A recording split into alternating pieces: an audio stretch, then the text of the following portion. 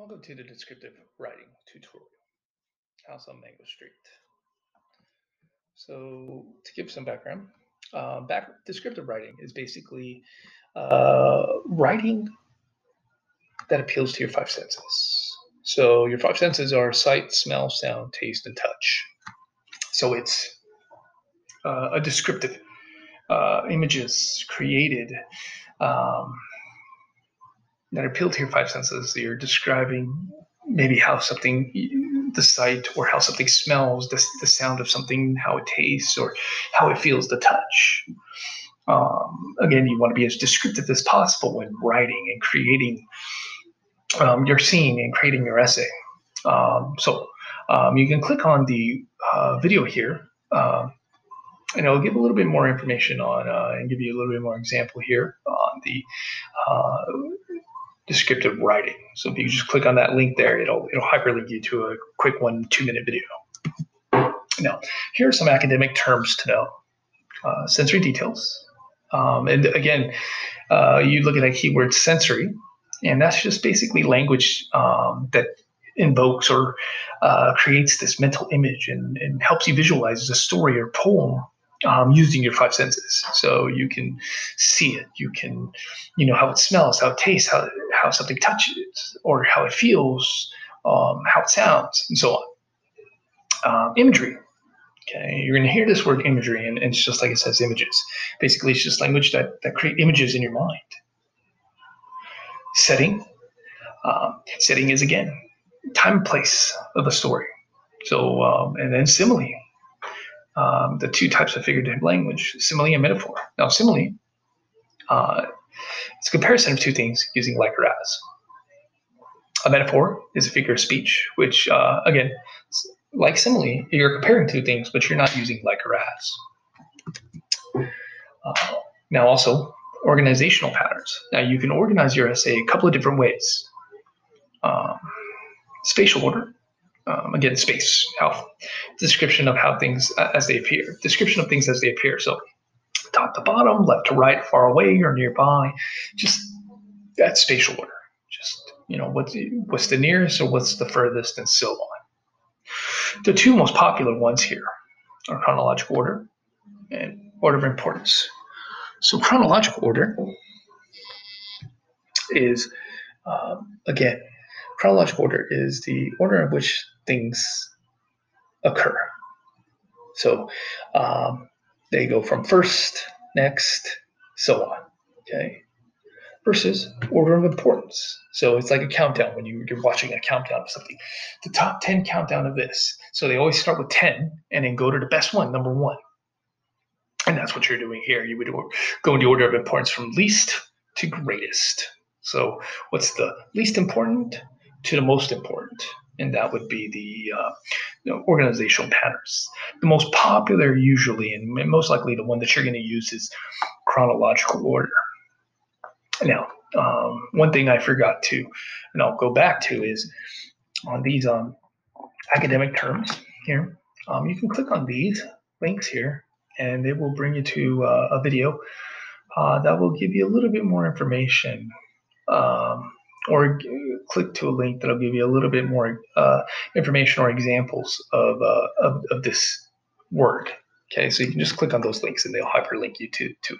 Okay, so again, most popular organizational pattern will most likely be chronological order. So, and in analyzing the descriptive paragraphs, you want to be able to read slowly and make notes. Look at the descriptions. So example here, you're going to see in just a moment, is the mentor text here. Okay, so we'll click on this. And so we'll read this, and he says, he surveyed the cabin. It wasn't big, but it didn't feel cramped either. Sunlight flooded in through clean windows, washing the log walls in a honey glow. 2 blue-striped armchairs flanked the stone fireplace, and a trunk stacked with books served as a table between them. Small barrels held lanterns, and more hung from beams. There were photos on the mantel, a few paintings on the wall, and a basket of yarn beside the armchair. Through an open door by the fireplace, Peter saw the corner of a bed neatly made with a yellow checked quilt. It was surprisingly normal, home for a crazy person, yet something was missing.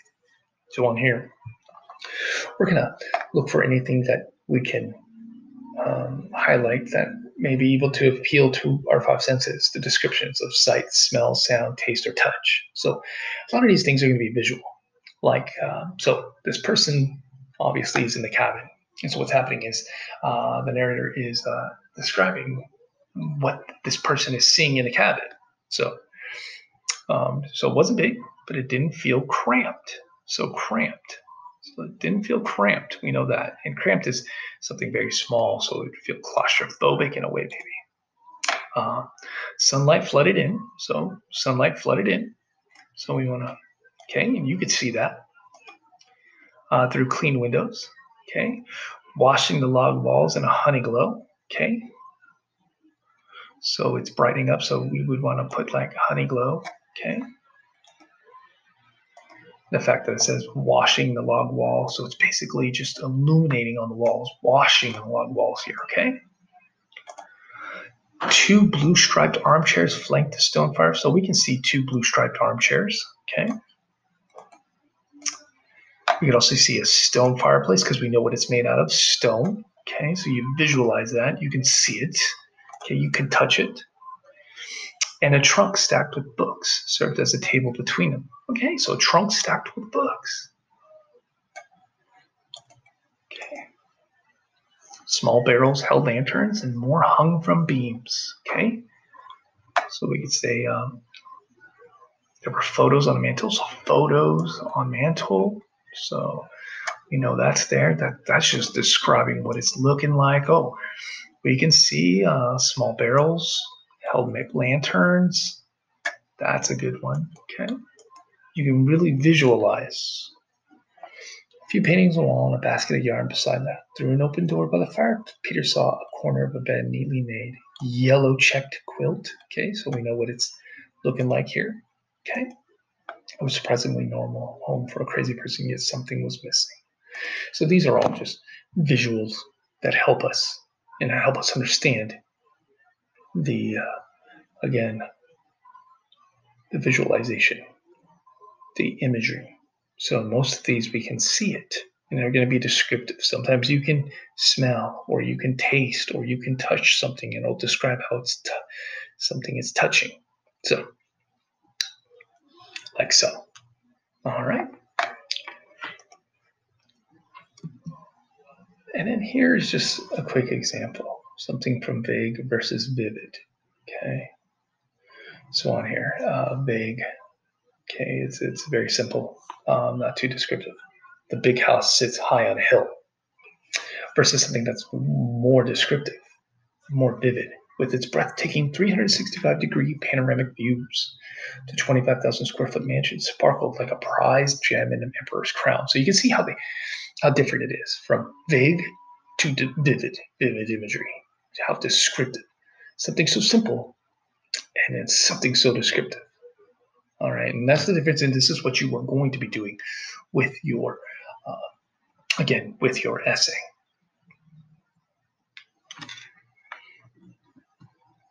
Okay, so continuing. So hope you found this helpful. Just wanted to explain your descriptive writing. Okay, and we'll have a quick tutorial on your descriptive writing prompt following this. So thank you.